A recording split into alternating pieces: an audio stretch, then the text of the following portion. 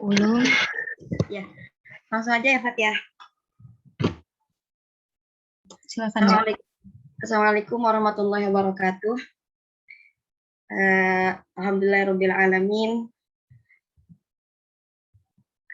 Kelompok kali ini insya Allah akan membahas tentang Quran Surah At-Tahrim ayat 6 sampai 9. Sebelum memulai, alangkah lebih baiknya kita baca surat Al-Fatihah dulu dengan harapan perkuliahan pada hari ini dapat berjalan dengan lancar.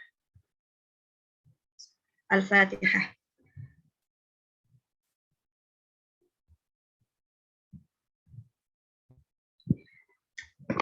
Sebelum kita mulai, izinkan saya memperkenalkan terlebih dahulu pemakal hari ini. Ada saya sendiri, Fadilah Ulum, kemudian ada Hana Fauzia, dan ada juga Julianti. Selanjutnya, poin pertama akan dibacakan langsung oleh saudari Hana Fauzia. Kepada Hana Fauzia dipersilakan.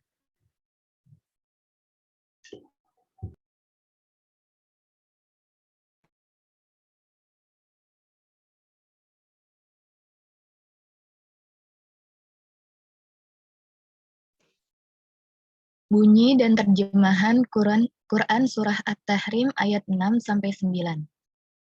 A'udzubillahi minasyaitonirrajim. Bismillahirrahmanirrahim. Ya ayyuhalladzina amanu qu anfusakum wa ahlikum nara.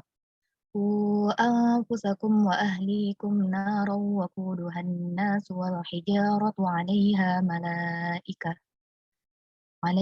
malaikatun gilazun shidadun la ya'suna Allah ma amarahum wa yaf'aluna ma yu'marun. Yang artinya, wahai orang-orang yang beriman, peliharalah dirimu dan keluargamu dari api neraka yang bahan bakarnya adalah manusia dan batu. Penjaganya malaikat-malaikat yang kasar dan keras yang tidak durhaka kepada Allah terhadap apa yang Dia perintahkan kepada mereka dan selalu mengerjakan apa yang diperintahkan. Quran Surah At-Tahrim ayat 6. Ya ayyuhalladzina kafaru la ta'tadzirul yawm innama tujzauna ma kuntum ta'malun. Yang artinya, wahai orang-orang kafir, janganlah kamu mengemukakan alasan pada hari ini, sesungguhnya kamu hanya diberi balasan menurut apa yang telah kamu kerjakan. Quran Surah At-Tahrim ayat 7.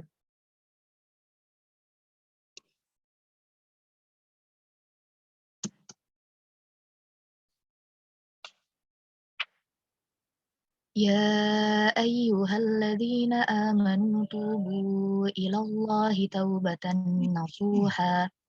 Asa rabbukum an yukaffira ankum sayyi'atikum wa yudkhilakum jannatin tajri min tahtihal anharu yawma la yukhzillahu an-nabiyya walladzina amanu ma'ah nuruhum yas'a baina aydihim wa biaymanihim yaquluna rabbana atmim lana nurana waghfir lana innaka ala kulli syai'in qadir. Yang artinya, wahai orang-orang yang beriman, bertobatlah kepada Allah dan dengan tobat yang semurni-murninya. Mudah-mudahan Tuhan kamu akan menghapus kesalahan-kesalahanmu dan memasukkan kamu ke dalam surga yang mengalir di bawahnya sungai-sungai. Pada hari ketika Allah tidak mengecewakan Nabi dan orang-orang yang beriman bersama dengannya, sedang cahaya mereka memancar di hadapan dan di sebelah kanan mereka, sambil mereka berkata, ya Tuhan kami, sempurnakanlah untuk kami cahaya kami dan ampunilah kami. Sungguh Engkau Maha Kuasa atas segala sesuatu. Quran Surah At-Tahrim ayat 8. Ya ayyuhan nabiyyu jahidil kuffara wal munafiqina waghluz 'alaihim wa ma'wahum jahannam wa bi'sal masir. Yang artinya, wahai Nabi, perangilah orang-orang kafir dan orang-orang munafik dan bersikap keraslah terhadap mereka. Tempat mereka adalah neraka jahanam, dan itulah seburuk-buruk tempat kembali. Quran Surah At-Tahrim ayat 9. Selanjutnya akan dipresentasikan oleh Kak Fadila. Oke. Nah, selanjutnya tentang aspek qiraat, i'rab dan balaghah pada Quran Surah At-Tahrim ayat 6 sampai 9. Yang pertama ada aspek qiraat. Ini untuk poin ini saya ngambil dari tafsir Munir ya. Jadi murni dari tafsir Munir gitu. Di tafsir Munir aspek qiraatnya yang dibahas hanya 3 lafaz. Yang pertama ada an-nabiyyu, Nafi membaca an-nabiyyu pakai hamzah gitu di belakangnya. Kemudian yang B wahum, As-Susi dan Hamzah secara waqaf membaca wama wahum. Dan yang ketiga wabisa, Warash, As-Susi dan Hamzah secara waqaf membaca wabisa. Untuk aspek qiraat saya rasa tidak perlu dijelaskan lebih lanjut ya, karena kalian sudah pada jago sendiri gitu. Lanjut ke aspek balaghah. Di tafsir Munir juga yang dibahas hanya ku anfusakum wa ahlikum naro. Di sini terdapat majaz mursal dengan alaqah musababiyah, yaitu menyebutkan akibat, namun yang dimaksudkan adalah sebab, yakni konsistenlah kamu dalam meneguhi ketaatan supaya kalian bisa memelihara diri kalian dan keluarga kalian dari azab Allah Subhanahu wa taala. Selanjutnya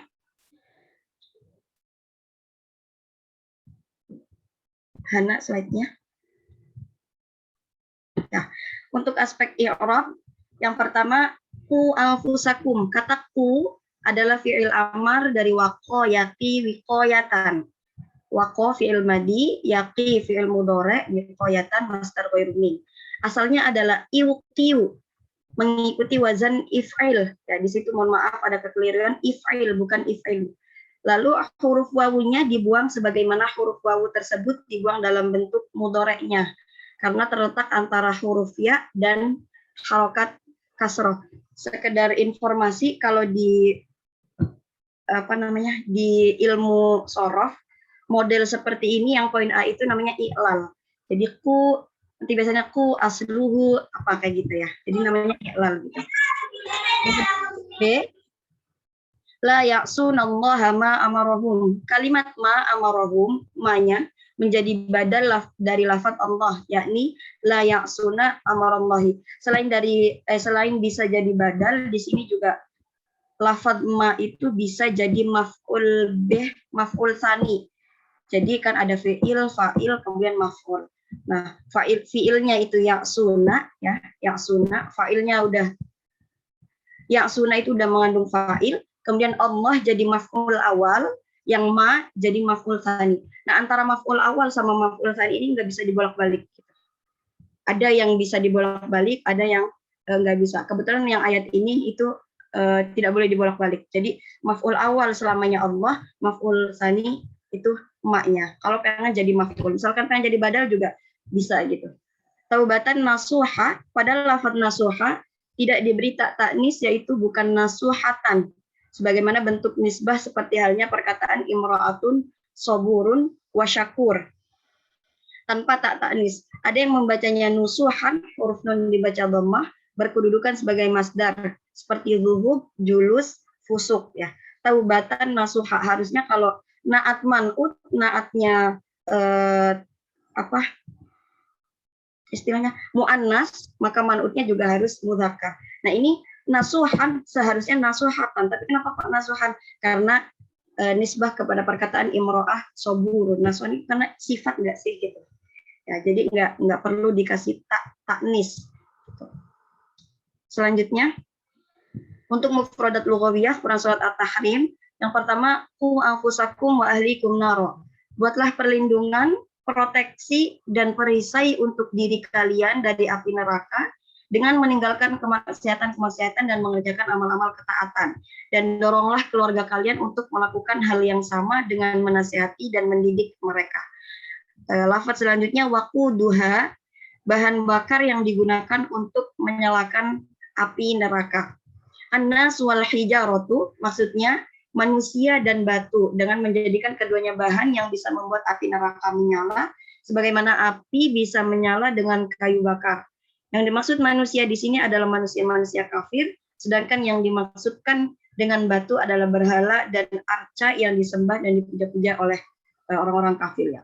Hal ini berdasarkan ayat Innakum wa ma ta'buduna min dunillahi hasabu jahannam antum laha waridun. Sungguh kamu orang kafir dan apa yang kamu sembah selain Allah adalah bahan bakar jahanam. Kamu pasti masuk ke dalam neraka. Gitu. Alaiha malaikatun, ada malaikat hazanah. Alaiha hanya kembali ke annar ya. Jadi di neraka itu ada malaikat hazanah, jumlah mereka ada 19 sebagaimana yang disebutkan dalam surah Al-Mudathir ayat 30 yang berbunyi alaiha tis'ata asyar. Alan nar tis'ata asyar gitu. Itunya aslinya. Kemudian ghiladun yang kasar perangainya. Syidadun kuat fisiknya untuk melakukan pekerjaan-pekerjaan yang berat, kasar dan keras. La ya'sunallaha ma amarahum, mereka tidak pernah mendurhakai perintah Allah Subhanahu wa taala. Selanjutnya wa yaf'aluna ma yu'maru, dan mereka senantiasa akan selalu mengerjakan apa yang diperintahkan kepada mereka. Kalimat ini memperkuat kalimat sebelumnya. Al-Jalal Al-Mahalli mengatakan ayat ini bertujuan menggugah rasa takut kaum mukminin agar jangan berani murtad, sekaligus untuk mengintimidasi dan menakut-nakuti kaum munafik yang pura-pura beriman hanya di lisan namun sejatinya hati mereka kafir. Selanjutnya, ya ayyuhalladzina kafaru la ta'tadiru. Wahai orang-orang kafir, kalian tidak usah mengemukakan dalih, alasan dan apologi pada hari ini karena itu tiada akan berguna bagi kalian atau karena sebenarnya kalian tidak memiliki alasan, dalih dan apologi untuk mengelak. Kalimat ini dikatakan kepada mereka ketika mereka masuk neraka. Orang-orang kafir udah masuk neraka, kemudian saya waktu itu nggak tahu kalau ini apa gitu misalkan. Nah itu udah nggak berguna lagi gitu ya. Innama tujzauna ma kuntum ta'malun, sesungguhnya kalian tidak lain hanyalah dibalasi atas amal perbuatan kalian. Apa yang kita lakukan pasti ada balasannya. Taubatan nasuhan, dengan tobat yang sungguh-sungguh, sejujurnya, semurni-murninya dan setulus-tulusnya, yaitu menyesal atas apa yang telah lewat dan berazam untuk tidak akan kembali lagi melakukan hal yang serupa di waktu-waktu mendatang. Azam itu sama halnya dengan niat. Kalau niat langsung dilakukan, niat sholat nawai itu usolli langsung dilakukan. Kalau azam itu dilakukannya masih ada jedanya, ada jeda waktunya. Ali bin Abi Thalib radhiyallahu an ditanya tentang tobat. Lalu ia berkata, tobat adalah kombinasi dari 6 hal. Pertama, menyesal atas dosa-dosa yang pernah diperbuat. Kedua, mengulang kewajiban-kewajiban yang pernah ditinggalkan. Ketiga, mengembalikan hak orang lain yang diambil secara zalim. Keempat, meminta kehalalan kepada lawan seteru. Kelima, kamu berazam untuk tidak mengulangi kembali. Keenam, kamu menggembleng dirimu di dalam ketaatan sebagaimana sebelumnya kamu pernah menggemblengnya dalam kemaksiatan. Selanjutnya, asa rabbukum, kata asa, semoga, mudah-mudahan, jika dari Allah menunjukkan makna pasti terjadi. Di sini digunakan bentuk kalimat memberikan pengharapan mengikuti kebiasaan para raja dan penguasa, sekaligus memberikan sebuah pengertian bahwa itu merupakan sebuah karunia, kebaikan dan kemurahan hati bahwa seorang hamba seyogyanya harus senantiasa berada di antara kecemasan dan pengharapan, antara rasa takut dan optimisme. Wa yudkhilakum jannat, dan memasukkan kalian ke dalam taman-taman surga. Kalau udah taubatan nasuha, maka nanti juga bisa efeknya, hasil yang didapatkan kita bisa masuk ke dalam taman-taman surga, ke dalam surga. Yauma la yukhzillahun nabi, kata yauma adalah dzaraf yang berta'alluq dengan fi'il, wa yudkhilukum fi'ilnya. Kata la yukhzi di sini maksudnya adalah tidak mempermalukan, tidak menghinakan, baina aidihim, di depan mereka, yakni nur dan cahaya keimanan berjalan menyinari mereka di jembatan penyeberangan Shiratal Mustaqim ya. Yaquluna rabbana atmim lana nurana, ya Rabb, kami sempurnakanlah untuk ya Rabb kami, sempurnakanlah untuk kami cahaya kami sampai ke surga. Adapun orang-orang munafik maka cahaya mereka padam. Waghfir lana, tutupi dan hapuslah dosa dan kesalahan kami. Jahidil kufar wal munafiqin, hadapilah orang-orang kafir dengan berbagai macam persenjataan seperti pedang dan yang lainnya. dan hadapilah mereka dengan lisan dan hujjah, karena jihad terkadang menggunakan pedang atau kekerasan, dan terkadang dengan menggunakan hujjah, dalil, dan argumentasi. Ya. Jadi jihad sudah pernah dibahas waktu apa sih matkul apa tuh sama Pak itu, tidak, jihad itu tidak hanya pertumpahan darah gitu. Ya, jadi setiap orang mempunyai cara jihad masing-masing. Misalkan para pelajar ya jihadnya dengan belajar sungguh-sungguh gitu, masuk kuliah yang benar kayak gitulah. Jadi tidak melulu tentang pertumpahan darah gitu. Waghlud alaihim, dan bersikap keraslah terhadap mereka dengan hardikan, hujatan, kecaman, kebencian, dan perang dengan hak dan alasan yang benar. Jangan tiba-tiba kita langsung memerangi mereka tanpa alasan yang benar. Misalkan mereka sudah menghina-hina Islam atau sudah keterlaluan, baru kita turun tangan. Wa ma'wahum jahannam, tempat kembali dan tempat menetap mereka adalah jahanam. Sekian untuk poin yang terakhir. Selanjutnya munasabah Quran surah At-Tahrim akan dibacakan oleh siapa, Hana atau Juli? Juli. Oke, oleh Juli. Silakan Juli. Kemudian munasabah Quran surat At-Tahrim ayat 6 sampai 9, yaitu satu, munasabah surat At-Tahrim dengan surat sebelumnya, yaitu Quran surat At-Talaq. Dalam surat At-Talaq memuat pembicaraan tentang tindakan yang membuat sasaran yang dihalalkan oleh Allah Subhanahu wa taala menjadi haram, yaitu talak. Serta disebutkan bagaimana seharusnya bergaul dan bertindak terhadap istri. Sedangkan dalam surat At-Tahrim memuat pembicaraan tentang tindakan mengharamkan apa yang dihalalkan oleh Allah Subhanahu wa taala, yaitu sumpah ilah, mengakhiri perselisihan yang terjadi antara Nabi Muhammad dengan para istrinya dan tindakan Nabi dalam menghadapi hal itu agar menjadi pelajaran bagi umatnya dalam pergaulan keluarga. Sebagaimana Nabi memperlakukan mereka dengan lembut dan menasehati mereka dengan nasihat yang mengesankan. Selain itu, terdapat persamaan dalam kedua surat ini, yaitu sama-sama dimulai dengan seruan Allah kepada Nabi Muhammad tentang hal-hal yang berhubungan dengan kehidupan keluarga. Next. Munasabah surat At-Tahrim dengan surat sesudahnya, yaitu Quran surat Al-Mulk. Dalam surat At-Tahrim telah dibuat perumpamaan bagi orang-orang kafir dengan dua orang perempuan yang ditakdirkan celaka, yaitu istri Nabi Nuh dan istri Nabi Lut. Meski keduanya itu berada di bawah naungan dua orang hamba yang soleh, dan dibuat perumpamaan bagi orang-orang yang beriman dengan Asyah binti Muzahim atau istri Fir'aun dan Maryam binti Imran, yaitu ibu Nabi Isa yang telah ditakdirkan berbahagia meskipun kebanyakan kaum dari keduanya itu kafir. Maka dalam surat selanjutnya, yaitu Quran surat Al-Mulk, menjelaskan bahwa kerajaan langit, bumi, dan makhluk yang ada di dalam di dalamnya ada dalam kekuasaannya. Dalam kedua ayat ini Allah ingin menunjukkan kekuasaannya dalam mengatur alam seisinya, termasuk dalam masalah rumah tangga yang dihadapi Nabi Muhammad SAW. At-Tahrim menjelaskan sejauh mana kekuasaan Allah, hegemoninya dan dukungannya kepada Rasulnya, dan menghadapi kemungkinan adanya konspirasi dari dua istri beliau. Allah pun mengancam akan menggantikan mereka dengan istri-istri yang lebih baik. Munasabah.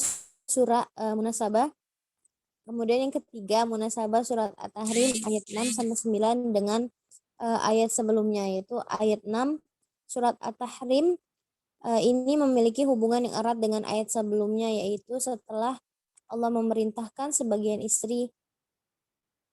Ayat 6 surat At-Tahrim ini memiliki hubungan yang erat dengan ayat sebelumnya, yaitu setelah Allah setelah Allah memerintahkan sebagian istri Rasulullah SAW agar bertaubat dari segala kekeliruan dan menjelaskan kepadanya bahwa Allah lah yang memelihara dan menolong utusannya, sehingga kerjasama mereka tidak akan membahayakan Nabi. Kemudian Allah memperingatkan agar perbuatan mereka yang menyusahkan Nabi jangan sampai berlarut-larut yang dapat mengakibatkan mereka ditalak dan dijatuhkan dari kedudukannya yang mulia sebagai para ibu kaum mukminin. Karena digantikan dengan istri-istri yang lebih baik, patuh, tekun, beribadah, dan lainnya. Pada ayat ini Allah memerintahkan kaum mukmin pada umumnya agar menjaga dirinya dan keluarganya dari api neraka yang kayu bakarnya adalah manusia dan berhala-hala pada hari kiamat. Hal ini berkaitan agar kita harus menjaga hubungan harmonis dalam rumah tangga dan segera mungkin untuk menyelesaikan masalah yang dihadapi. Kemudian yang keempat, munasabah surat At-Tahrim ayat 6 sampai 9 dengan ayat sesudahnya. Setelah Allah memperingatkan kaum mukmin untuk menjaga diri dan keluarga mereka dari neraka yang bahan bakarnya adalah batu dan manusia, di ayat selanjutnya dijelaskan tiada guna lagi beruzur atau beralasan jika telah datang hari kiamat, yaitu pada hari di mana dikatakan kepada orang-orang kafir, janganlah kamu beruzur karena waktunya sudah terlambat. Kamu itu menerima balasan dari apa yang kamu lakukan di dunia. Tobat dari orang-orang kafir tidak akan diterima. Begitu juga dari alasan penyesalan dan permintaan maaf mereka walaupun tidak ada gunanya. Larangan tentang mengemukakan uzur tetap dikatakan dengan maksud untuk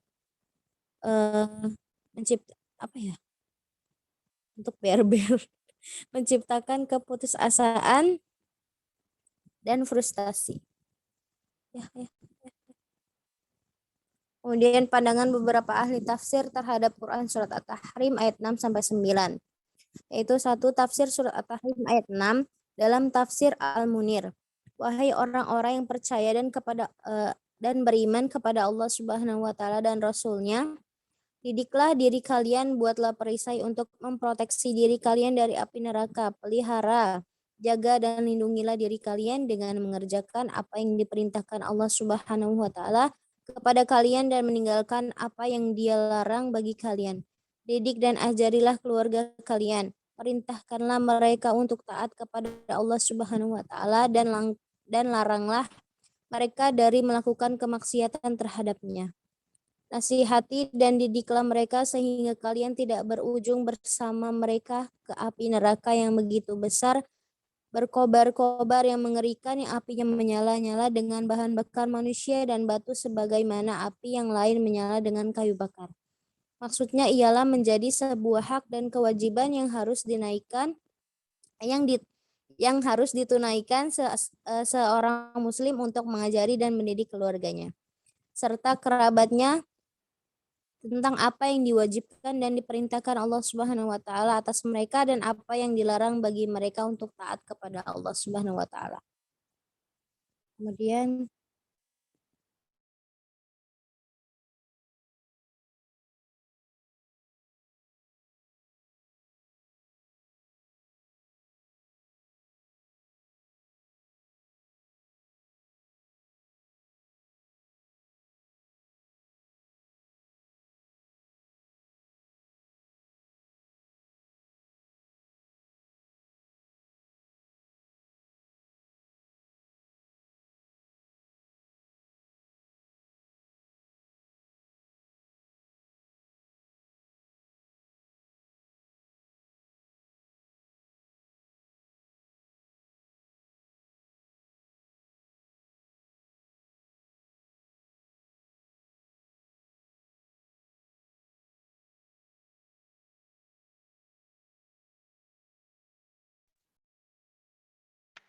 B. Dalam tafsir Kemenang, Allah memerintahkan orang-orang yang beriman agar menjaga dirinya dari api neraka yang bahan bakarnya terdiri dari manusia dan batu, dengan taat dan patuh melaksanakan perintah Allah. Mereka juga diperintahkan untuk mengajarkan kepada keluarganya agar taat dan patuh kepada perintah Allah untuk menyelamatkan mereka dari api neraka. Keluarga merupakan amanat yang harus dipelihara kesejahteraannya, baik jasmani maupun rohani. Di antara cara menyelamatkan diri dari api neraka ialah mendirikan sholat dan bersabar. Sebagaimana firman Allah dalam Quran Surah At-Toha ayat 132, yakni, dan perintahkanlah keluargamu melaksanakan sholat dan bersabar dalam mengerjakannya. Dan Quran Surah Asy-Syu'ara ayat 214, dan berilah peringatan kepada kerabat-kerabatmu Muhammad yang terdekat. Diriwayatkan bahwa ketika ayat ke-6 dari surah At-Tahrim ini turun, Umar berkata, "Wahai Rasulullah, kami sudah menjaga diri kami dan bagaimana menjaga keluarga kami." Rasulullah Shallallahu Alaihi Wasallam menjawab, "Larang mereka mengerjakan apa yang kamu dilarang mengerjakannya, dan perintahkan mereka untuk melakukan apa yang diperintahkan Allah kepadamu. Begitulah cara menyelamatkan mereka dari api neraka. Neraka itu dijaga oleh malaikat yang kasar dan keras yang pimpinannya berjumlah 19 malaikat. Mereka diberi kewenangan mengadakan penyiksaan di dalam neraka. Mereka adalah para malaikat yang tidak mendurhakai Allah terhadap apa yang diperintahkannya dan selalu mengerjakan apa yang diperintahkannya."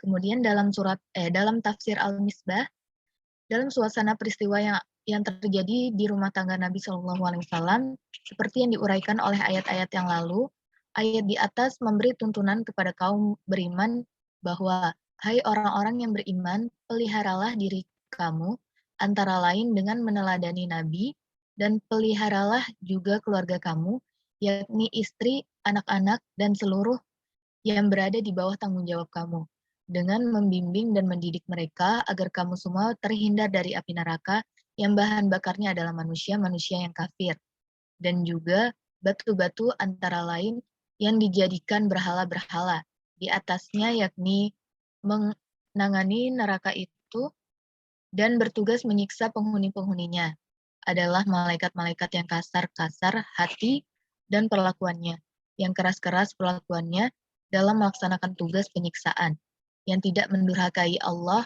menyangkut apa yang Dia perintahkan kepada mereka, sehingga siksa yang mereka jatuhkan, kendati mereka kasar, tidak kurang dan tidak juga berlebih dari apa yang diperintahkan Allah, yakni sesuai dengan dosa dan kesalahan masing-masing penghuni neraka. Dan mereka juga senantiasa dan dari saat ke saat mengerjakan dengan mudah apa yang diperintahkan Allah kepada mereka. Kemudian dalam tafsir Al-Qurtubi, Abi Abdillah Muhammad bin Ahmad Al-Ansari Al-Qurtubi dalam Al-Jami' li Ahkam Al-Quran menjelaskan bahwa pada firman Allah ini, yakni Quran Surah At-Tahrim ayat 6, terdapat satu masalah, yaitu perintah agar manusia memelihara dirinya dan keluarganya dari neraka. Berarti seseorang harus memperbaiki dirinya dengan melakukan ketaatan dan juga memperbaiki keluarganya. Ali bin Abi Thalhah meriwayatkan dari Ibnu Abbas, peliharalah diri kalian dan perintahkanlah keluarga kalian berzikir dan berdoa agar Allah memelihara mereka karena kalian dari api neraka. Para ulama sepakat mengatakan bahwa dalam ayat tersebut anak termasuk di dalamnya, sebab anak adalah bagian darinya.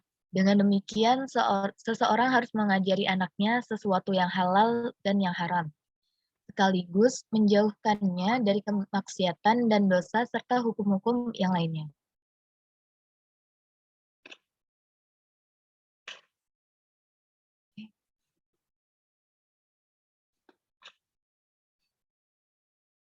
Selanjutnya, dalam tafsir Ibnu Katsir, Sufyan Ats-Tsauri telah meriwayatkan dari Mansur, dari seorang lelaki dari Ali ibnu Abu Thalib radhiyallahu an, sehubungan dari makna firman-Nya, yakni Quran Surah At-Tahrim ayat 6-9, peliharalah dirimu dan keluargamu dari api neraka. Makna yang dimaksud ialah didiklah mereka dan ajarilah mereka. Selanjutnya, tafsir surat At-Tahrim ayat 7. Dalam tafsir Al-Munir, dikatakan kepada orang-orang kafir ketika mereka dimasukkan ke dalam neraka pada hari kiamat, sebuah kalimat yang membuat mereka putus asa dan frustasi ialah, kalian tidak usah mengajukan dalih, alasan, apologi, dan penyesalan karena itu tidak akan diterima dari kalian. Kalian tidak diberi balasan melainkan menurut apa yang telah kalian perbuat ketika di dunia. Pada hari ini, kalian hanya diberi balasan atas amal-amal perbuatan kalian yang pernah kalian kerjakan ketika di dunia. Maksudnya adalah bahwa dunia adalah medan perjuangan dan amal soleh, sedangkan akhirat adalah tempat menetap dan pembalasan. Dunia adalah ladang akhirat. Jika seseorang menanami ladangnya dengan tanaman yang baik, ia juga akan memetik hasil yang baik pula. Barang siapa yang menanaminya dengan tanaman atau pohon yang buruk, ia akan memanen apa yang telah diperbuatnya. Dalam tafsir Kemenak, pada ayat tersebut Allah mengeluarkan satu ketegasan yang ditujukan kepada orang-orang kafir bahwa di hari kemudian nanti tidak ada lagi gunanya mereka itu mengungkapkan alasan serta menginginkan satu kehendak dan harapan. Waktu dan kesempatan untuk mengemukakan alasan dan harapan sudah lewat.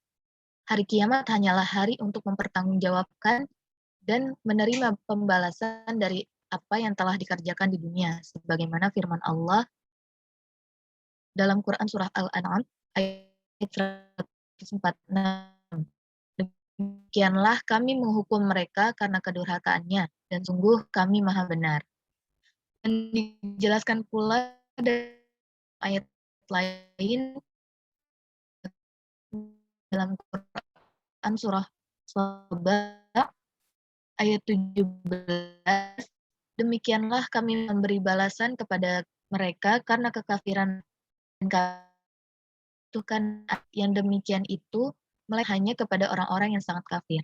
Kemudian dalam tafsir Al-Misbah, dalam para malaikat tersebut senantiasa juga berkata, hai Allah dan Rasulnya, jangan mengemukakan uzur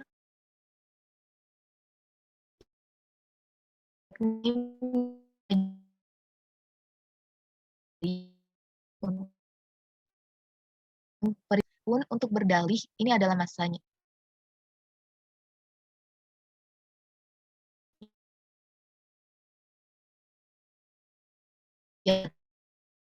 Yang bisa menghapus kejelekan-kejelekan sebelumnya, yaitu penyesalan dengan hati atas dosa yang lalu, beristighfar dengan lisan, berhenti secara total dengan fisik, dan berazam untuk tidak akan mengulangi lagi. Barangkali mudah-mudahan Allah Subhanahu wa taala menghapus amal-amal jelek yang pernah diperbuat, serta memasukkan kita ke dalam taman-taman surga yang mengalir sungai dari bawah istana-istana dan pepohonannya. Pada waktu Allah Subhanahu wa taala tidak menghinakan, tidak mempermalukan, tidak mengabaikan dan tidak mengecewakan nabinya sallallahu alaihi wasallam. Tidak mengazab, tidak menghinakan dan tidak mengabaikan orang-orang yang beriman kepadanya dan mengikuti syariatnya. Tapi sebaliknya Allah Subhanahu wa taala memuliakan, menghormati dan meluhurkan mereka. Sesungguhnya nur atau cahaya orang-orang mukmin menerangi jalan mereka, bersinar dan memancar menerangi di hadapan mereka dan dari sebelah kanan mereka ketika mereka berjalan menyeberangi as-sirat. Sebagaimana yang disebutkan dalam ayat Quran Surah Al-Hadid ayat 28. Dan jadikan cahaya untukmu dengan cahaya itu kamu dapat berjalan. Dalam tafsir Kemenak, seruan pada ayat ini ditujukan kepada orang-orang yang percaya kepada Allah dan Rasul-Nya. Mereka diperintahkan bertobat kepada Allah dari dosa-dosa mereka dengan tobat yang sebenar-benarnya atau tobat nasuha, yaitu tobat yang memenuhi 3 syarat. Pertama, berhenti dari maksiat yang dilakukannya. Kedua, menyesali perbuatannya. Dan ketiga, berketetapan hati tidak akan mengulangi perbuatan maksiat tersebut. Bila syarat-syarat itu terpenuhi, Allah menghapuskan semua kesalahan dan kejahatan yang telah lalu dan memasukkan mereka ke dalam surga yang mengalir di bawahnya sungai-sungai. Pada saat itu, Allah tidak mengecewakan dan menghinakan Nabi SAW dan orang-orang yang beriman bersamanya. Bahkan pada hari itu kebahagiaan mereka ditonjolkan. Cahaya mereka memancar menerangi mereka waktu berjalan menuju Masyhar, tempat diadakan perhitungan dan pertanggungjawaban. Mereka itu meminta kepada Allah agar cahaya mereka disempurnakan, tetap memancar dan tidak akan padam sampai mereka itu melewati Shirathul Mustaqim. Dalam tempat orang-orang munafik baik laki-laki maupun perempuan memohon dengan sangat agar dapat ditunggu untuk dapat ikut memanfaatkan cahaya mereka. Mereka juga memohon agar dosa-dosa mereka dihapus dan diampuni. Dengan demikian mereka tidak merasa malu dan kecewa dalam waktu diadakan hisab dan dipertanggungjawaban. Tidak ada yang patut dimintai untuk menyempurnakan cahaya dan mengampuni dosa kecuali Allah. karena dialah yang maha kuasa atas segala sesuatu, perbuatan sesuai dengan kodrat dan iradatnya. Kemudian dalam tafsir, ayat ini masih merupakan lanjutan dari ayat yang sebelumnya, yang mengandung nasihat dan tuntunan kepada kaum beriman, apalagi memang setiap orang berpotensi melakukan kesalahan dan kekeliruan. Allah berfirman, "Hai orang-orang yang beriman, bertobatlah kepada Allah dengan tobat yang semurni-murninya, sehingga mencakup masa lalu dengan menyesali dosa, masa kini dengan menghentikannya, dan masa depan dengan tekad tidak melakukannya, tidak pula ingin melakukannya. Jika tobat kamu seperti itu, pasti berdasarkan kemurahan Allah dan janjinya. Tuhan kamu menghapus kesalahan-kesalahan kamu dan memasukkan kamu ke dalam surga yang mengalir di bawahnya. Istana-istana dan pepohonan-pepohonannya sungai-sungai. Ganjaran itu akan kamu terima pada hari ketika Allah tidak menghina Nabi dan tidak juga menghina orang-orang yang beriman yang juga hidup atau melaksanakan tuntunan agama bersamanya. Baik pada hari ini saat Nabi hidup maupun yang akan hidup pada masa mendatang. Sedang cahaya mereka memancar di hadapan dan demikian juga di arah kanan-kanan mereka. Dalam keadaan demikian, sambil mendekatkan diri kepada Allah, mereka senantiasa berkata, Tuhan kami yang selama ini membimbing dan berbuat baik kepada kami. Sempurnakanlah, yakni lanjutkan bagi kami cahaya yang telah Engkau anugerahkan kepada kami sehingga kami dapat melanjutkan perjalanan menuju ke surga dan ampunilah dosa-dosa kami. Sesungguhnya Engkau Maha Kuasa atas segala sesuatu. Sedangkan dalam tafsir Al-Qurtubi, menurut Imam Qurtubi, ada 4 hal yang terkandung dalam taubat, yaitu istighfar dengan lisan, melepaskan yang bukan haknya, menyesali dan berniat untuk tidak mengulangi perbuatannya, dan meninggalkan atau menghindari tempat pergaulan maksiat. Sedangkan dalam tafsir Ibnu Katsir, yakni tobat yang sebenarnya lagi pasti maka akan terhapuslah semua kesalahan yang terdahulu dan tobat yang sebenarnya dapat merapikan dari pelakunya dan menyegarkan kembali serta menjadi benteng bagi dirinya dari mengerjakan perbuatan-perbuatan yang rendah. Tafsir surat At-Tahrim ayat 9. Dalam tafsir Al-Munir, wahai Rasul, perangilah orang-orang kafir dengan pedang, dan orang-orang munafik dengan hujah, dalil, bukti, argumentasi, serta menegakkan hukum had terhadap mereka ketika mereka melakukan perbuatan-perbuatan yang diancam dengan hukum had. Bersikaplah keras dan tegas terhadap mereka dalam rangka menyampaikan daloriyah di dunia. Gunakanlah ketegasan dan sikap keras terhadap kedua golongan tersebut ketika kamu berjihad melawan mereka, baik dalam bentuk peperangan, perbantahan, ancaman, dan intimidasi. Dari itu, Rasulullah SAW memerintahkan untuk mengusir sebagian orang munafik dari masjid, seraya berkata, keluar kamu wahai fulan, keluar kamu wahai fulan. Ini adalah bentuk azab mereka di dunia. Kelak tempat menetap dan tempat tinggal mereka di akhirat adalah jahanam. Itulah seburuk-buruk tempat kembali, tempat menetap, dan tempat tinggal. Sedangkan dalam tafsir Kemenak, dalam ayat ini Allah memerintahkan Nabi Muhammad mengangkat senjata dan memerangi orang-orang kafir dengan sungguh-sungguh dan memberi ancaman serta bertindak tegas dan keras kepada orang-orang munafik, dan juga diperintahkan untuk menjelaskan bahwa mereka akan mengalami kekecewaan di akhirat nanti karena kemunafikan mereka. Oleh karena itu, Nabi SAW pernah mengusir secara tegas sebagian orang munafik dan menyuruhnya keluar dari masjid. Mereka itu akan dimasukkan ke dalam neraka jahanam yang merupakan seburuk-buruk tempat tinggal. Dalam tafsir Al-Misbah, ayat-ayat yang lalu berbicara tentang bagaimana menyikapi istri dan anjuran untuk mendidik keluarga. Dilanjutkan dengan gambaran keadaan Nabi dan orang-orang beriman. Kini ayat di atas menguraikan bagaimana menyikapi lawan orang-orang beriman, baik kafir maupun munafik. Di sisi lain, mendidik memerlukan terbebasnya sebisa mungkin lingkungan dari segala pengaruh negatif. Orang-orang kafir dan munafik seringkali mengotori lingkungan dengan ide dan perbuatan-perbuatan mereka. Karena itu Allah memerintahkan Nabi Muhammad diteladani oleh umatnya bahwa, "Hai Nabi, berjihadlah dengan hati, lisan, harta, serta jiwa dan kemampuan. Apapun yang kamu miliki, masing-masing sesuai dengan kondisi dan situasi. Menghadapi kesesatan dan kebejatan orang-orang kafir dan orang-orang munafik, dan bersikap tegas dan keraslah terhadap mereka. Jangan sampai sikap dan ucapanmu mengesankan kelemahan yang mengantar kepada pelecehan agama atau dugaan mendukung dan merestui mereka. Dan jangan juga sikapmu mengundang tersebarnya ide dan perbuatan buruk mereka. Dan tempat mereka setelah kematian mereka adalah neraka jahanam. Dan itulah seburuk-buruk tempat kembali." Sedangkan dalam tafsir Al-Qurtubi, mengenai penggalan ayat ini dibahas satu masalah, yaitu bersikap keras dalam agama Allah. Allah telah memerintahkan Rasulullah SAW untuk memerangi orang-orang kafir dengan pedang dan dengan nasihat yang baik, dan dengan seruan ke jalan Allah. Allah juga memerintahkan beliau agar bersikap keras kepada orang-orang munafik, agar menegakkan hujah kepada mereka, dan agar mengenalkan mereka pada kondisi mereka di akhirat kelak, dan bahwa mereka tidak dapat melewati titian bersama orang-orang yang beriman. Dan yang terakhir, dalam tafsir Ibnu Katsir, "Hai Nabi, perangilah orang-orang kafir dan orang-orang munafik telah terhadap mereka. Tempat mereka adalah neraka jahanam, dan itulah tempat seburuk-buruk tempat kembali."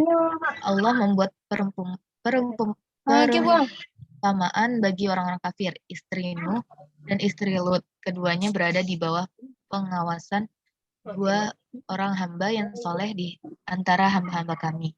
Lalu kedua istri itu berkhianat kepada kedua suaminya, maka kedua suaminya itu tiada dapat membantu mereka sedikit pun dari siksa Allah. Dan dikatakan kepada keduanya, masuklah ke neraka bersama orang-orang yang masuk neraka. Sekian presentasi dari kami. Selanjutnya dipersilakan ke Fadilah.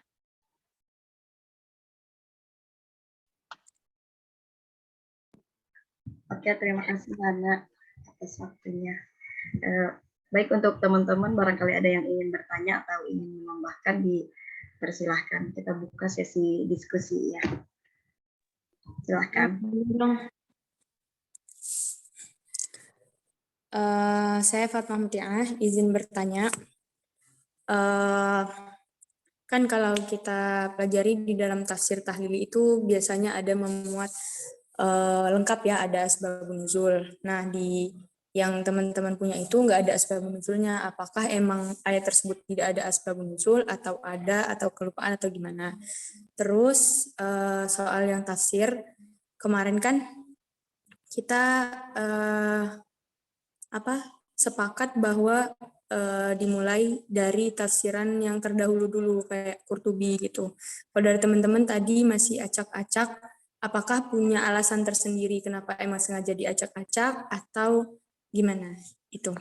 Terima kasih. Assalamualaikum. Waalaikumsalam. Terima kasih Muti atas pertanyaannya. Hana, barangkali mau menjawab pertanyaan yang pertama. Mengenai asbabun nuzul, memang dalam surat At-Tahrim ayat 6-9 tidak ada. Jadi kami udah mencari di tafsir-tafsir yang kami buka, yang kami rujuk itu memang tidak disebutkan asbabun nuzulnya untuk At-Tahrim ayat 6-9 ini gitu. Ya. Berarti emang nggak ada gitu ya? Ya, di kitab-kitab yang kami buka gitu nggak ada gitu.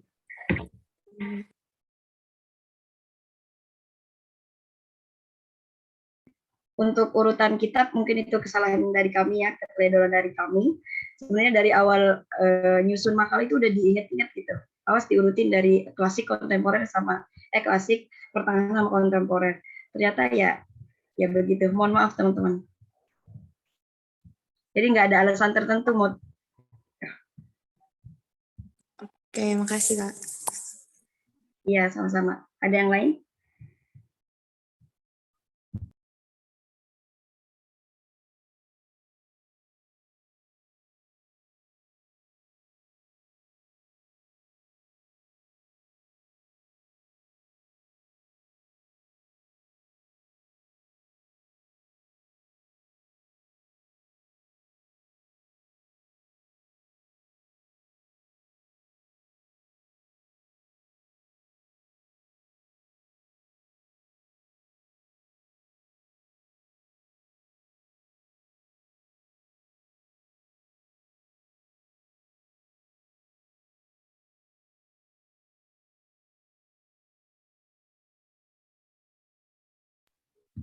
Gimana teman-teman? Ada yang ingin bertanya lagi?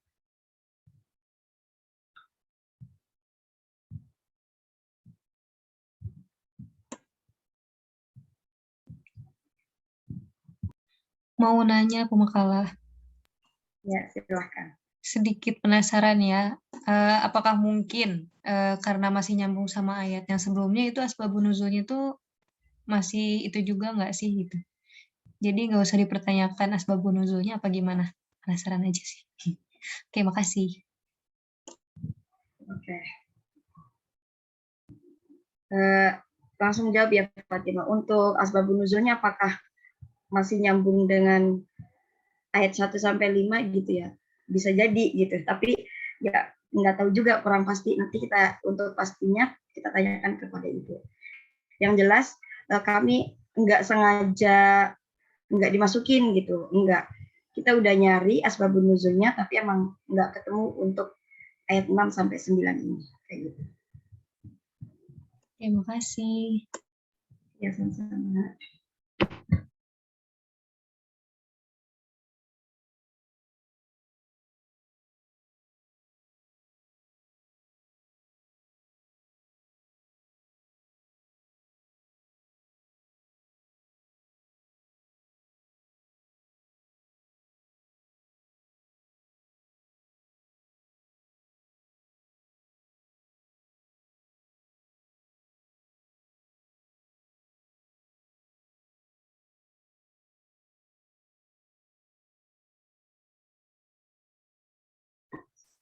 Ada lagi yang mau bertanya? Ines, barangkali udah siap-siap.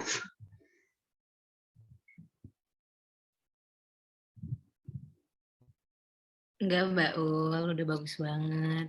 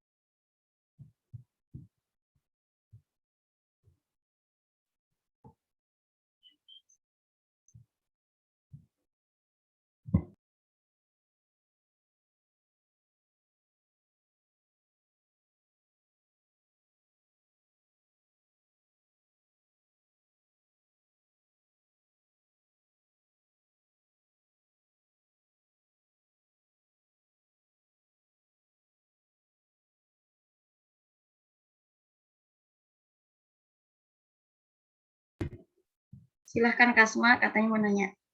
Langsung saja dibuka mikrofonnya. Oke, Ya. Bismillahirrahmanirrahim. Baik, nama saya Kasma Fitiani, izin bertanya Pemakalah. Ini, Mbak Ulum, mau minta jelasin lagi tadi perbedaan niat sama azam itu kayak mana? Makasih. Oke, sama-sama.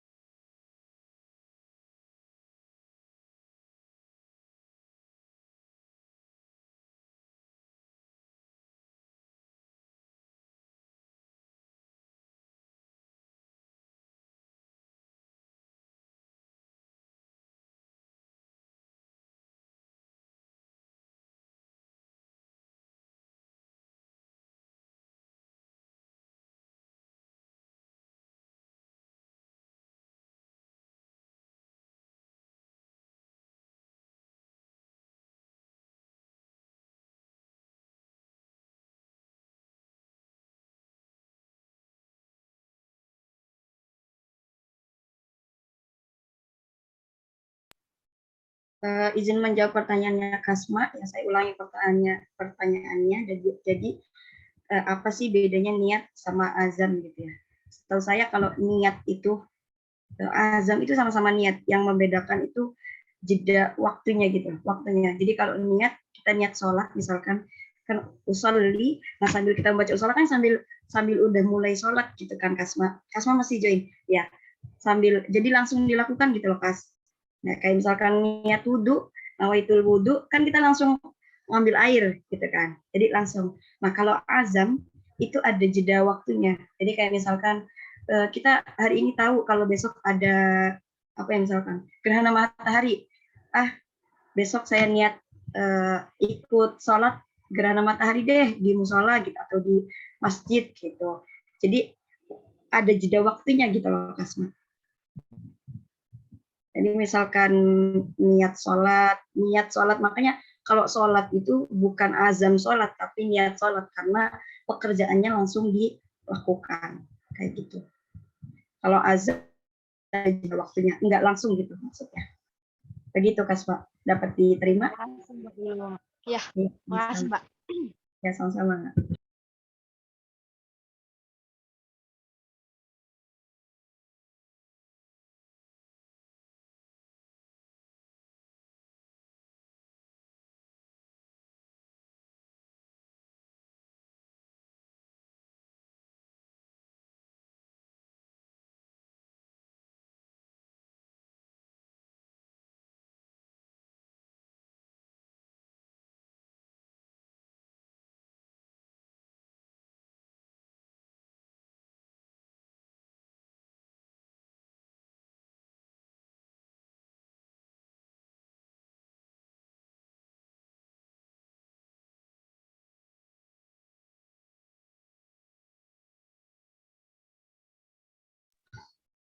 Kalau niat itu kan kalau dilihat dari pengertiannya kan qasdu syai'i muqtarinan bif'lihi itu, muqtarinan jadi bebarengan gitu loh, Kasma.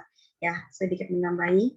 Nah, kalau jadi qasdu syai'i sengaja mengerjakan sesuatu muqtarinan bebarengan bif'lihi dengan pekerjaannya gitu. Mungkin ada yang ingin ditanyakan lagi mengenai Quran surat At-Tahrim ini ayat 6 sampai 9. Terus kalau ini Mbak Ulum, kalau hajat, dengar nggak sih kayak yang berhajat gitu? Sama nggak sih kayak azam itu? Hajat apa misalkan? Kasih contoh coba. Misalnya apa ya? Kan ada tuh biasanya orang-orang saya berhajat apa gitu misalnya. Pokoknya gitu deh. Hajat. Ya. Sama nggak ya itu sama dengan azam itu? Mungkin bisa jadi kali ya, bisa jadi sama gitu, karena kalau gitu kan saya hajat ingin apa misalkan, itu kan nggak langsung dilakukan gitu kan, jadi ya nanti tergantung ininya aja sih, dilihat dari pekerjaannya gitu. Jadi hajatnya mau apa dilihat, misalkan langsung dikerjakan ya berarti niat, misalkan enggak ya azam gitu aja. Mungkin Iya. Oke, Mbak. ya. Ada lagi?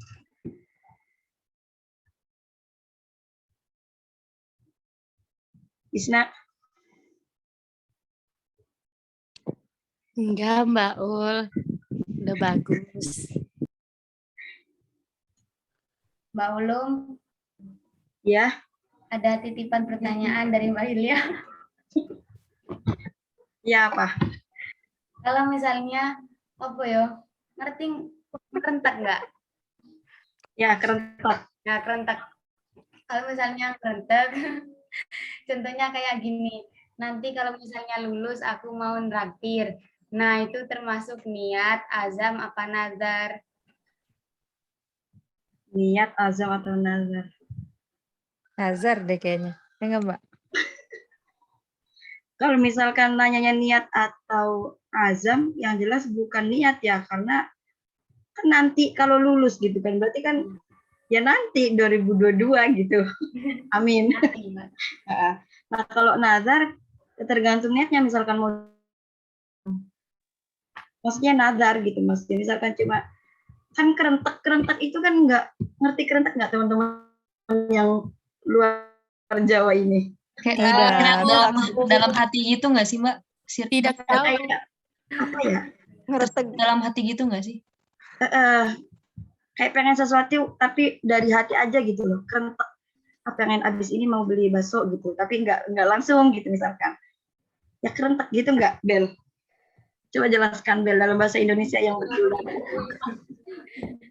Emang kalau susah Mbak kalau di bahasa Jawa, di bahasa Indonesia. Ya, gitulah intinya, jadi hati kerentek gitu. Dan misalkan diniatin nazar, syukuran, kalau lulus itu ya berarti nazar. Berarti tergantung ke orangnya, Eva, Kak Hilya. Tapi Mbak belum. Ya. Aku juga pernah dengar apa baca gitu ya. Tapi ini nggak tahu ya benar apa salah.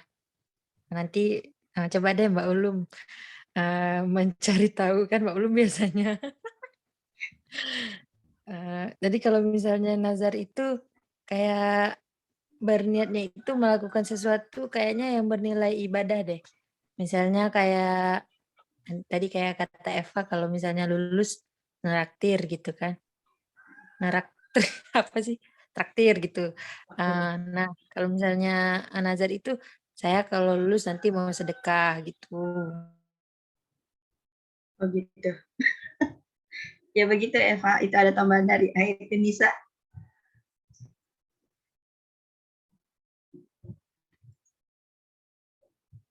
Tapi sebenarnya kalau ngelakuin sesuatu kan kembali ke niat gitu kan ya. Jadi ya tergantung niatnya. Yang tahu niat itu kan kitanya masing-masing. Jadi ya begitu.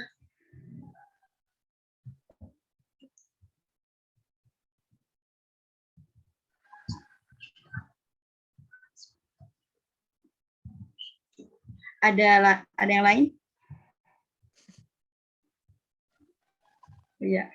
Ada kretek, ada ngerentek, kerentek, ada apa lagi? Kata Isna ngeretek bunyiin badan. Kretek abal-abal. Ya contohnya gini, aduh badan pada ngeretek gitu. Itu kayak badan pada kelinu gitu.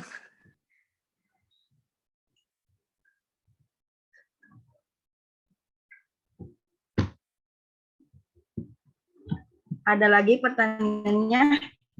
Kalau tidak ada, kita kembalikan langsung ke Ibu. Teman-teman, gimana? Mbak Ulum, bentar deh. Mohon maaf. Tadi itu azam sama nazar intinya apa gitu perbedaannya? Masih bingung.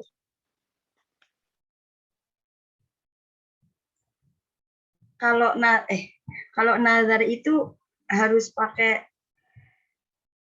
akad, maksudnya kayak saya bernazar gitu nggak sih? Ya kayak saya bernazar ingin gini. Misalkan cuma kayak tadi kan kasusnya Eva kan cuma kerentek gitu ya, nggak ada istilah nazar tuh atau apanya gitu. Ya gitu kan. Kalau nazar mungkin harus ada apa istilahnya kayak gitu tuh. Ya akad nazarnya gitu. Nah, bedanya dengan azam, kalau nazar itu kan misalkan kita udah nazar ya wajib dilakukan gitu. Misalkan azam saya besok mau sholat gerhana gitu. Ternyata ketiduran misalkan. Itu kan ya nggak apa-apa gitu Kasma, nggak ada dampaknya gitu maksudnya. Kalau nazar kan wajib, karena sifatnya wajib ya berarti harus dilakukan. Begitu sepemahaman saya. Oke Mbak. Jadi kalau azam itu intinya kalau misalnya mau dilakuin, oke. Kalaupun enggak apa-apa. Kayak gitu. Ya. Terima kasih.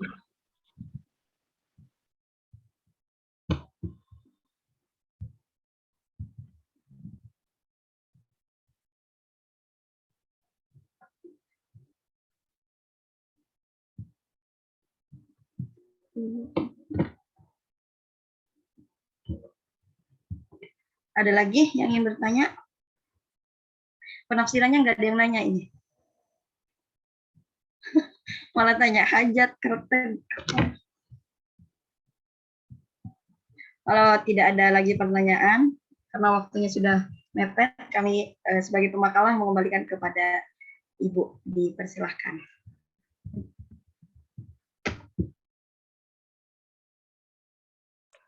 Sebentar pemakalah ya, sebentar. Nah, waktu 2 menit. Baik, Ibu. Silakan teman-teman, masih ada waktu nih sambil nunggu Ibu.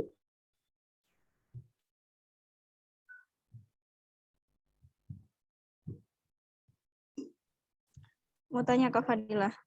Ya, silakan. Jadi menurut pemakalah, setelah menyusun makalah ini, yang membedakan penafsiran dari Al-Munir, Kemenag, Al-Qutubi, sama Al-Misbah ya. Kalau Al-Maraghi gak dimasukin ya. Itu perbedaan secara intinya itu bagaimana? Yang perbedaannya. Terima kasih. Ya, sama-sama. Kepada Hana Uziah dan Julianti dipersilakan untuk menjawab.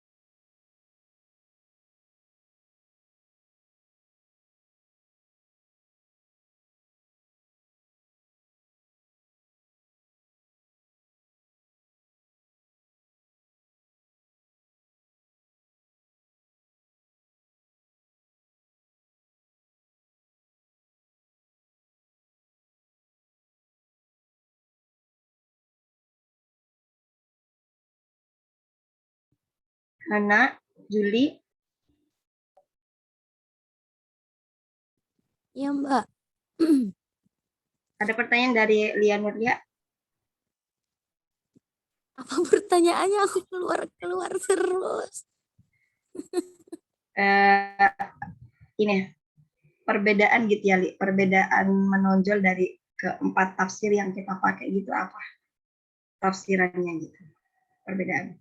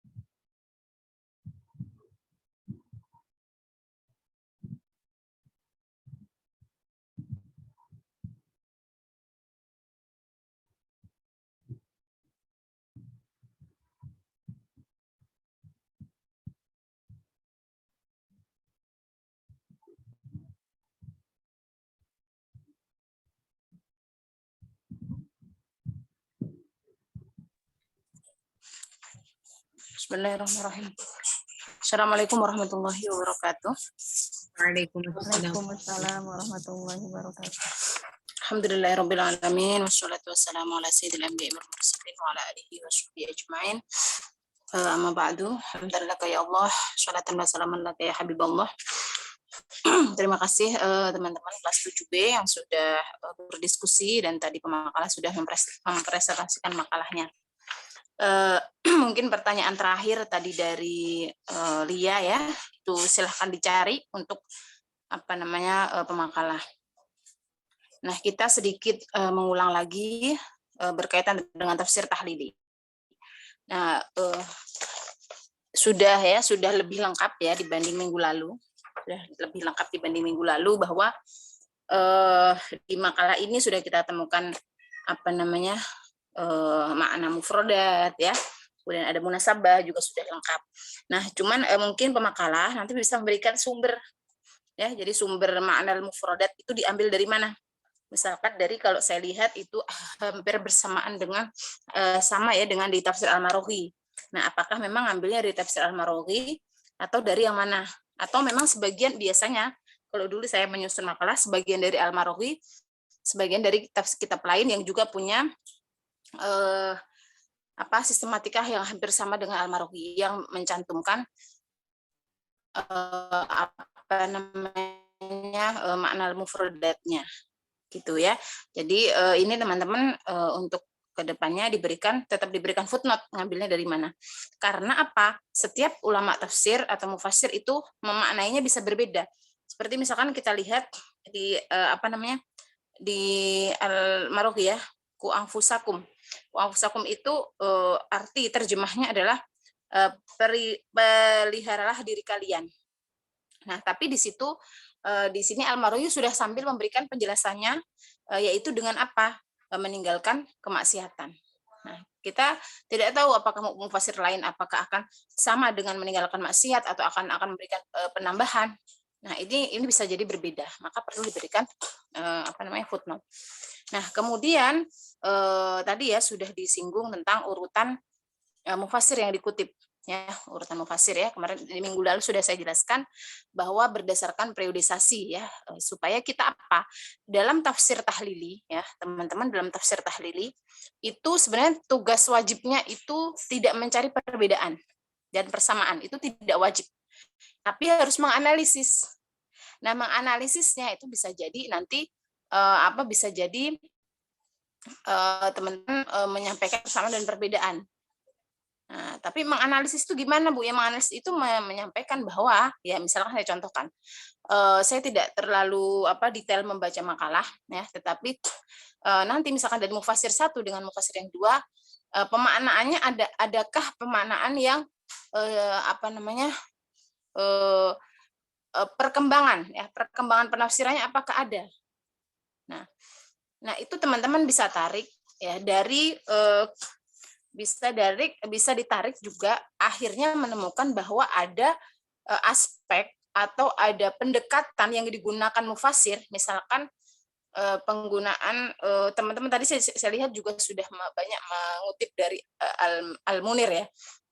Nah, apakah kemudian kalau yang kita kenal Al-Munir Al-Wahbah Zuhaili itu coraknya fikhi. Nah, maka di situ kita bisa menganalisis dari hasil penafsirannya. Oh iya, pantesan ya, misalkan pantesan Al-Munir menafsirkan Syekh Wahbah menafsirkan seperti itu. Kenapa? Karena memang beliau pendekatan yang digunakan adalah corak fikih. Nah, muncul seperti itu. Jadi ini saya lihat sampai pemakalah kedua ini baru memaparkan. Ya, baru memaparkan penafsiran, tapi itu ya sudah cukup langkah bagus. Belum menganalisa. Nah, kalau tahlili itu kedepannya adalah menganalisa. Jadi setelah memaparkan, berikan kesimpulan atau mudahnya sih gimana sih menganalisa, yang ngomentarin gitu. Jadi ngomentarin, oh ternyata yang di Al-Marughi itu seperti ini. Yang di ini seperti ini. Nah, ini ternyata ada perkembangan dalam menafsirkan. Nah, gitu. Karena apa? Maka kenapa sih kita harus belajar sosial politiknya, misalkan sosial politiknya para mufassir ya, latar belakang beliau perhatikan. Dan ini nanti kalau teman-teman sudah belajar tafsir kontemporer yang pemikiran tafsir kontemporer sudah belajar belum? Yang ada Fazlur Rahman. Belajar. Sekarang itu semester ini. Nah, itu banyak nanti dari pemikir-pemikir kontemporer itu yang tidak bisa kita terima pemikirannya. Karena apa? Karena memang latar belakangnya dia nggak basically dengan ulumul Quran, meskipun dia S1, S2 atau sebagainya itu nggak kurang kredibel dalam mengomentari Al-Qur'an. Nah, itu yang salah satunya pekerjaan dalam tahlil seperti itu. Jadi dibutuhkan nanti ya. Memang pertama memang memaparkan dulu. Jadi seperti ini teman-teman sudah bagus mengambil banyak rujukan, memaparkan. Nah, kemudian langkah selanjutnya itu tadi mengomentari atau menganalisis. Bahasa mudahnya mengomentari. Tapi komentar ilmiah ya, komentarnya yang ada alasannya. Nah, itu yang belum kita temukan di dalam di dalam makalah ini. Tapi nggak apa-apa, ini sudah bagus. Nah, maka ditanyakan tuh sama teman. Kemudian persamaannya apa, perbedaannya apa? Nah, itu karena memang belum ada analisisnya, jadi memang itu belum ditemukan. Nah, itu dari segi sistematika ya, menjadi perhatian teman-teman untuk perbaikannya. Bu, kok jadi ribet banget dan susah? Nggak usah mikir beratnya. Jadi setelah teman-teman dapat, komentarin aja apa. Udah, nanti akan kita pelajari bersama-sama. Makanya ada supaya kita bisa belajar untuk menganalisis bersama-sama. Gitu ya. Ya, oke, baik. Itu dari sistematika. Kemudian dari isi kandungannya ya, dari tafsirnya. Mohon maaf saya belum kita bagusnya buka tafsirnya langsung, tapi saya pakai HP ini, jadi nggak bisa buka laptop ya. Nah, di situ pemakalah sudah banyak menampilkan berbagai penafsiran para ulama berkaitan dengan ayat ini. Nah, kalau di karakteristik dari Syekh Wahbah itu selalu memberikan judul, ya, judul dalam setiap pembagian kelompok ayat. Kelompok ayat kalau kita mau bedakan di Al-Maraghi itu sampai 8. Ya, sampai ayat 6, 7, 8. Tapi karena yang kita gunakan Wahbah Zuhaili, Syekh Wahbah, maka sampai 9. Nah, ini berarti ada dasar yang digunakan oleh para mufasir kenapa beda-beda. Nah, ini nggak apa-apa, yang penting nah, kalau perlu kita sampai nanti kalau teman-teman sudah pada tahap menganalisa dengan luas ya, itu bisa membandingkan. Misalkan nanti teman-teman mau mengkaji atau menulis skripsi tentang muqarron, perbandingan. Nah, ini kayak gini harus ada dibahas. Ya, muqarron ya, misalkan tematik muqarron. Misalkan sodaqoh, ini hal yang contoh aja. Sodaqoh dalam tafsir Al-Munir dan tafsir Al-Maraghi misalkan. Nah, tematiknya sodaqohnya, kemudian tafsir yang dibandingkan adalah Al-Munir dan Al-Maraghi. Nah, di bab 3 teman-teman harus menganalisis perbedaan antara Al-Munir dan Al-Maraghi. Nah, terdapat pembagian ayatnya ini berbeda. Dan karakteristik dari Al-Munir itu ada judul, pasti ada judul. Nah, judul yang judul sebentar saya cari kitab saya dulu. Judul yang di Al-Munir.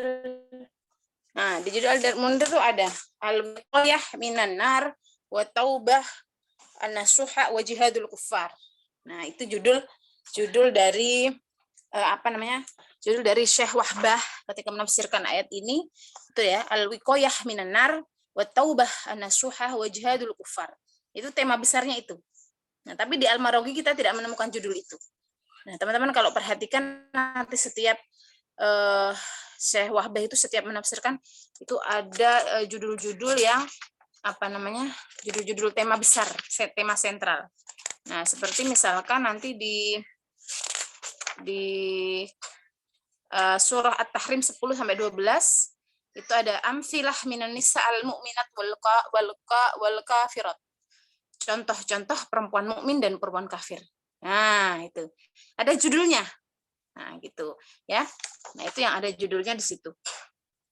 Nah, kemudian kandungannya teman-teman sudah tahu semua ya di sini bahwa Allah memerintahkan kepada siapa sih ini yang di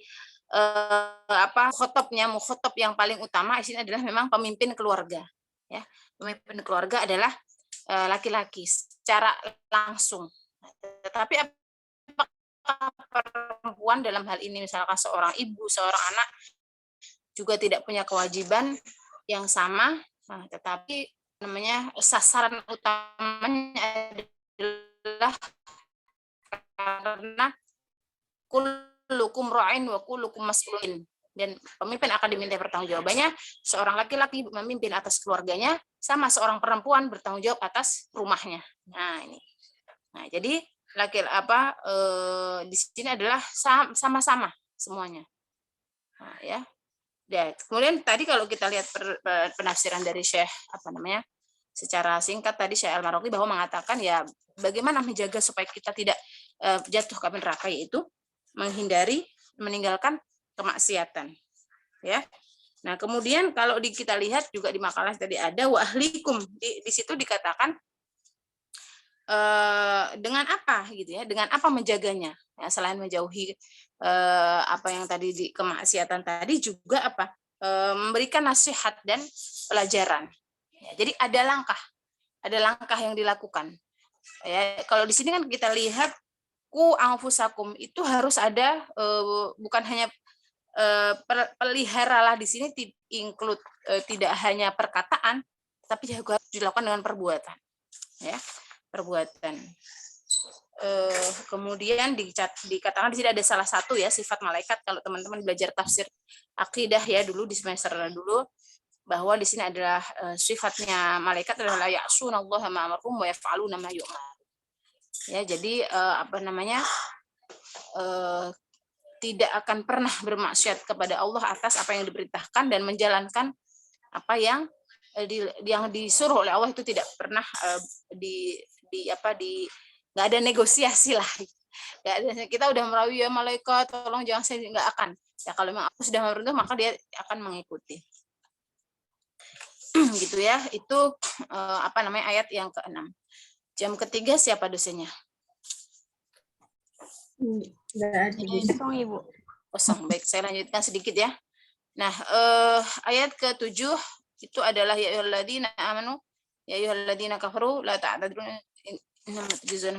ini sudah cukup lengkap di di makalah ya, sudah bisa teman-teman baca. Yang ingin saya garis bawahi adalah di yang ayat ke-8 ya ayyuhalladzina amanu tubu ilallahi taubatan nasuha. Nah, ini menjadi hal yang pokok juga di dalam ayat ini ya. Di dalam di Al-Mizan tadi, Al-Mizan apa tadi? Al-Munir ya. Tadi diberikan tema sentral ya. Kan wikoyah minanar. Nah, ini perhatian khusus ya terhadap menghindari api neraka, yaitu dengan bertaubat secara nasuha.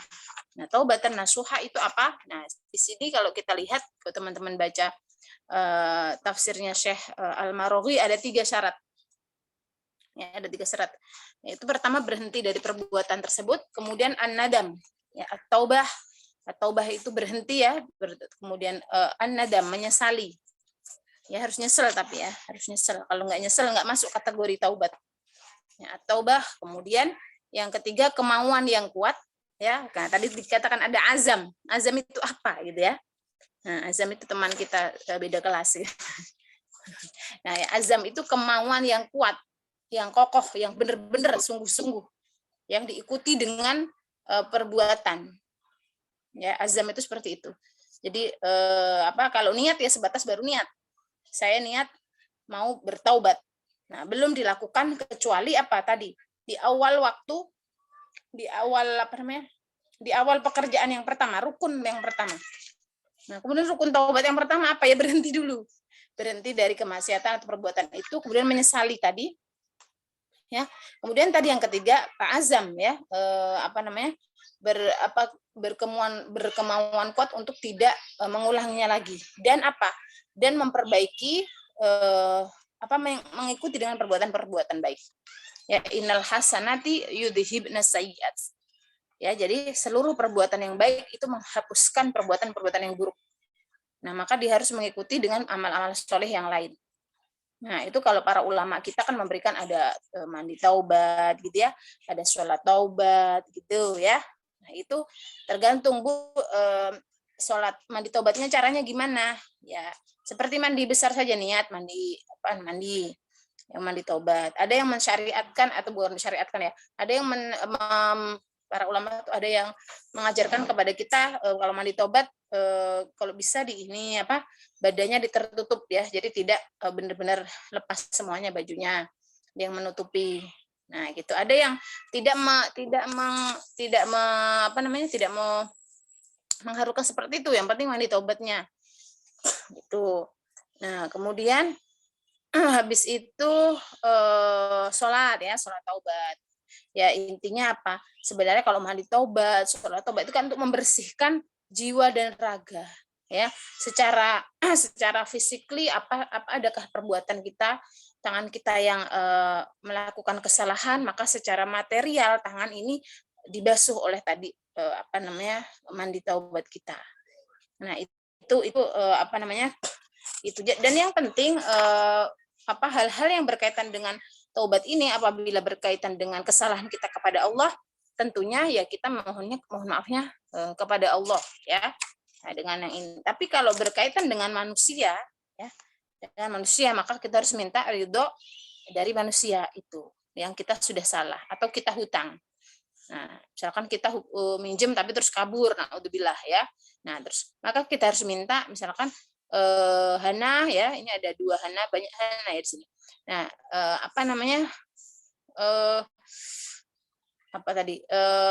misalkan ada terus waduh saya ini nih dibohongin orang gitu. Nah, orang itu harus minta maaf nanti ke hana Nur Latifah ya, kalau hana Fauzia pemakalah ya. Nah, untuk minta maaf. Nah, selama hana ini belum memaafkan dengan si penghutang tadi, maka penghutang tadi masih memiliki tanggungan kepada hana. Ya, kecuali emang hana ini orang baik ya, masih suiki, baik hati, suka bersedekah, udahlah nggak apa-apa gitu, misalkan udah saya ikhlaskan. Nah, udah itu tidak menjadi beban orang tersebut. Nah, itu tentunya lebih baik untuk pemberi pemberi sedekah atau pemberi maaf, itu lebih baik dibanding itu ya. Nah, itu. Kemudian di situ dikatakan yang asa rabbukum ayyukaffira ankum sayyi'atikum wa yudkhilakum jannatin tajri min tahtiha al-anhar. Nah, ini saya harap teman-teman udah tahu semua artinya. Yang ingin saya bawa di sini Allah menggunakan kata-kata asa. Asa ini dapat kita temukan beberapa ayat seperti misalkan ya ayyuhal yang tahajud itu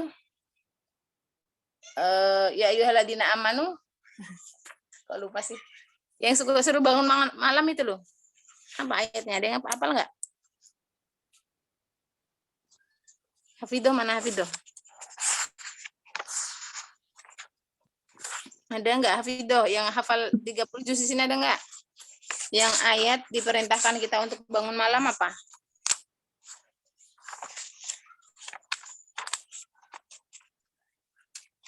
Nah, PR dah.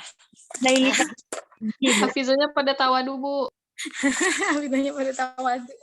Jangan tawadu kalau dikasih soal. Itu bukan tawadu, itu aduh bisa enggak ya? Gitu. Jangan tawadu kalau dikasih soal. Wa minal laili coba? fatahajjad bihi. Kok lupa sih saya? Ya ayyuhalladzina amanu. Kok lupa sih? Wa minal laili fatahajjad bihi. Siapa yang jawab? Punyai Hilya, Ibu. Siapa? Punyai siapa?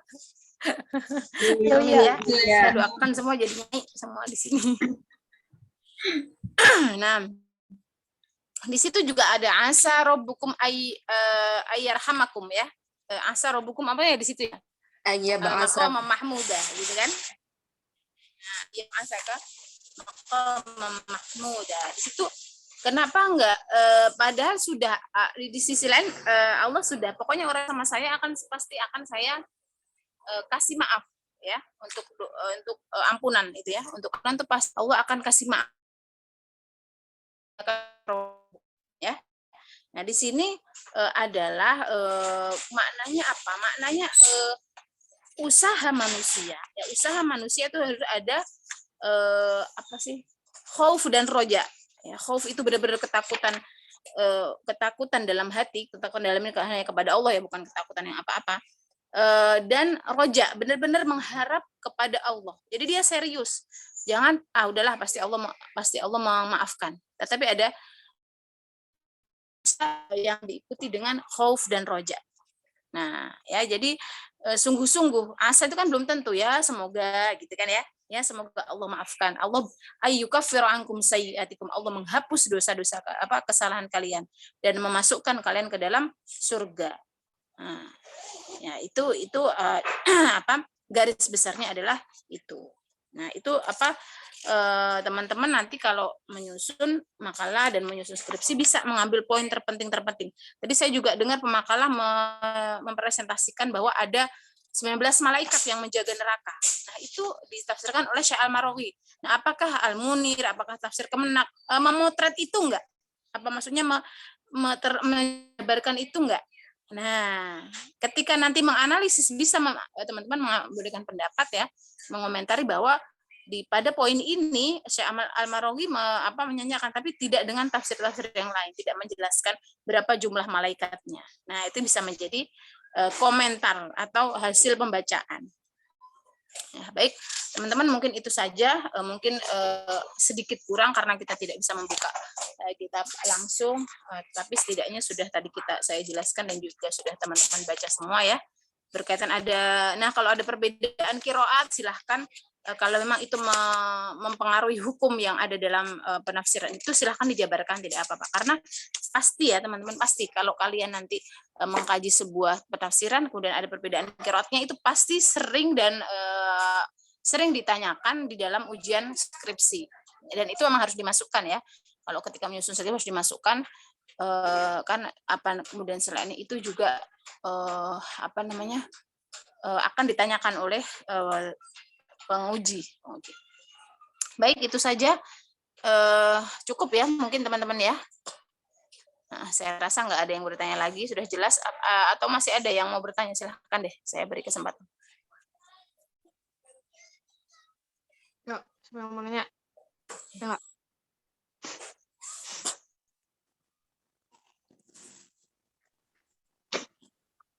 Aduh, gatel hidung aku. Matiin dulu. Ya, cukup Afwan, ya. Bu. Cukup, Bu. Ya, baik. Baik, teman-teman, mungkin cukup ya hari ini. Semoga kita semua diberi kesehatan, kemudahan dalam seluruh aktivitas Allah Subhanahu wa taala. Kita akhiri pertemuan ini, semoga Allah berikan keberkahan, kemanfaatan. Kita akhiri dengan bacaan hamdalah dan doa tutup majelis. Alhamdulillahirabbil alamin. Subhanallah wa bihamdika asyhadu an la ilaha illa anta astaghfiruka wa atubu ilaik. Baik, dari saya kurang lebihnya mohon maaf. Insyaallah ketemu lagi minggu depan. Akhirul kalam. Assalamualaikum warahmatullahi wabarakatuh. Waalaikumsalam warahmatullahi wabarakatuh. Terima kasih Ibu. Satu lagi. Hidung juga gatel ya. Satu lagi teman-teman, mengucapkan surah Al-Quran jangan sampai salah ya. Seperti Ali Imran, jangan Al Imran. Asy-Syu'ara, jangan As-Syu'ara. Tadi saya dengar, nggak tahu itu siapa yang baca waktu presentasi. Jadi Asy-Syu'ara, ya Yasin, jangan Yasin tapi Yasin. Yaitu kita lulusan IKI jangan sampai salah. Kemarin ada yang presentasi juga Al-Fatir, nggak ada Al-Fatir, Fatir. Nah, surah Fatir. Nah, itu aja. Terus itu ya, itu harap tapi banyak yang sering kepleset lidahnya. Oke, baik. Terima kasih, saya izin lagi ya teman-teman ya. Baik, Ibu. Sehat selalu, Ibu. Terima kasih.